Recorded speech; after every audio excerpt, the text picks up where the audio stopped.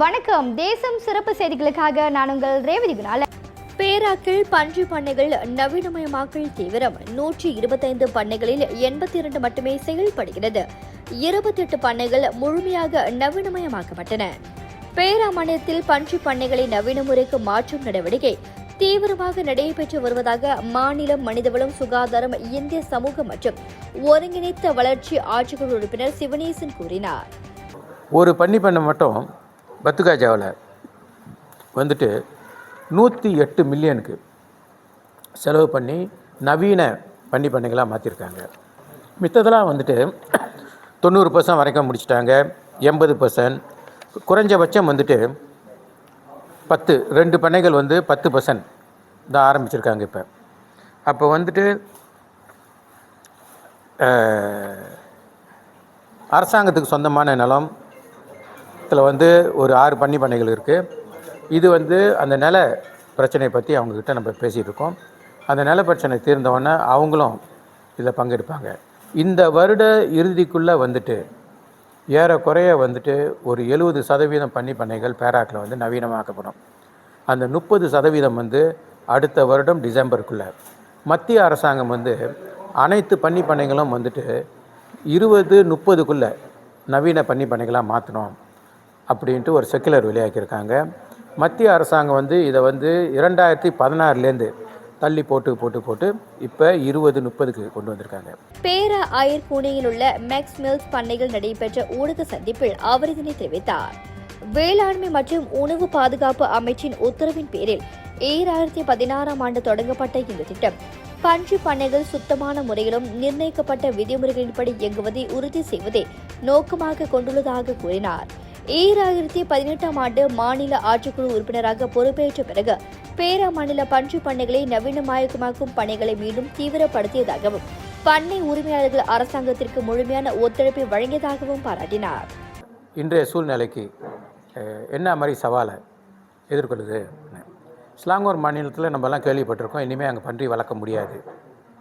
அப்போ வந்துட்டு அனைத்து பன்றி பண்ணை இருக்கும் பன்றி பண்ணைகள் வந்துட்டு இந்த லைசன்ஸ் அவங்களோட முடிஞ்ச பிறகு அவங்களோட லைசன்ஸை ரினியூ பண்ணுவாங்களான்றது ஒரு பெரிய கேள்விக்குறி. ரினியூ பண்ணுறதும் வந்துட்டு ஒரு சிரமமான ஒரு விஷயம். ஆனால் பேராக்கில் தான் வந்துட்டு மலேசியாவிலேயே அதிகமான பன்னி பண்ணைகள் இருக்குது. இந்த பன்னி பண்ணைகளோட பிரச்சனைகள் ஆண்டாண்டு காலமாக இருந்துகிட்டு இருக்கு. அதாவது துர்நாற்றம், வாட்டர் பொல்யூஷன் அப்படின்னு பலவிதமான பிரச்சனைகள். ஆனால் வந்துட்டு இப்போ பேராக்கில் வந்துட்டு என்ன செஞ்சுருக்குன்னா, இந்த பன்னி பண்ணைகள் மறுசீரமைப்பு செய்வதுன்னு ஒரு குழு அமைச்சு அதற்கு வந்து 2023 ஜனவரியிலேருந்து நான் தான் பொறுப்பெடுத்திருக்கிறேன்.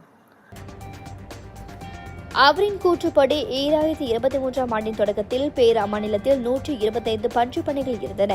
இது மலேசியாவில் அதிக எண்ணிக்கையிலான பன்றி பண்ணைகளை கொண்ட மாநிலமாக பேராவை உருவாக்கியது. தற்போது அது எண்ணிக்கை 82ஆக குறைந்துள்ளதாகவும் எந்த பண்ணையும் மாநில அரசு கட்டாயப்படுத்தி மூடவில்லை எனவும் வலியுறுத்தினார். அனைத்து பன்றி பண்ணைகளும் நவீன முறைக்கு மாறிய பிறகு துர்நாற்றம், நீர் மாசுபாடு மற்றும் சுற்றுச்சூழல் பாதுகாப்பு தொடர்பான புகார்கள் முற்றிலும் குறையும். நவீன பண்ணை முறைகள் சுற்றுச்சூழல் பாதுகாப்பை, பொது சுகாதாரத்தை உறுதி செய்யும் எனவும் அவர் மேலும் அவ்வாறு கூறினார். அங்கிருந்தும் நிறைய பிரச்சனைகள் வருது, நிறைய புகார் வருது. ஸோ அது மூடப்படும். இந்த ஒரு நவீன இது பன்னி பண்ணை. இன்னொன்று மஞ்சோங்கில் வந்துட்டு ஒரு சிறிய தொழிற்சாலை ஒன்று இருக்குது, அதுவும் நவீனமானது தான். ஆக இன்னும் நமக்கு வந்து ஒரு பற்றாக்குறை இருக்குது நவீனம் ஏற்படுத்துவதற்கு. அதை நம்ம செஞ்சிட்டோன்னா பேராக்கில் இந்த பிரச்சனையை முழுமையாக நம்ம தீர்த்துருவோம். அடுத்த படி வந்துட்டு பன்றி இறைச்சி கட்டுப்பாடு வந்துட்டு இங்கே இல்லை. இங்கே போதுமான இறைச்சி இருக்குது. ஆனால் வந்துட்டு முன்ன வந்து நம்ம வெளி மாநிலங்களுக்கு நம்ம எக்ஸ்போர்ட் பண்ணுவோம். ஸ்லாங்கூருக்கு அங்கே எக்ஸ்போர்ட் பண்ணுவோம். இத்துடன் இன்றைய செய்திகள் நிறைவடைகின்றன. மேலும் பல ஆன்மீக செய்திகளை தெரிந்து கொள்ள தேசம் டிவி மலேசியா யூடியூப், டிக்டாக் மற்றும் இதர சமூக வலைத்தளங்களை பின்தொடருங்கள். உங்களிடமிருந்து விடைபெறுவது நான் உங்கள் ரேவதி குணாலன். மக்களோடு தேசம், தேசத்தோடு மக்கள். நன்றி, வணக்கம். ஒரு வீட்டுக்கு ஒரு பட்டதாரி எனும் நிலை போய் ஒரு வீட்டுக்கு பல மருத்துவர்களை உருவாக்கும் நடவடிக்கையில் இறங்கியுள்ளது எய்ம்ஸ் பல்கலைக்கழகம்.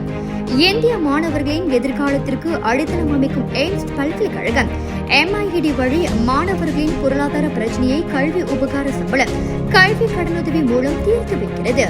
எய்ம்ஸ் பல்கலைக்கழகம் தரத்தில் உயர்ந்தது, போதனைகள் சிறந்தது, மாணவர்களுக்கு நிலையானது.